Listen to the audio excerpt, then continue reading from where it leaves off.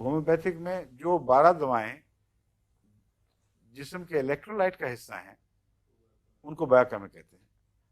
اور بعض ایسے ہومیوپیتھ ہیں جو سمجھتے ہیں کہ بایوکیمک کے اندر رہتے ہوئے وہ ہر بیماری کا علاج کر سکتے ہیں، اور اس لیے یہ ایک الگ شاخ بن گئی.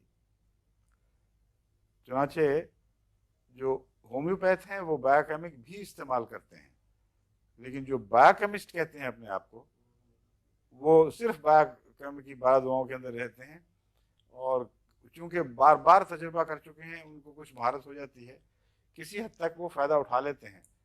لیکن یہ ممکن نہیں ہے کہ 100% بایوکیمک کے اندر رہتے ہوئے ہی ہر مرض کا مؤثر علاج کیا جا سکے، کیونکہ جہاں الیکٹرولائٹ بگڑے گا وہاں ضرور یہ اس کی ضرورت آئے گی.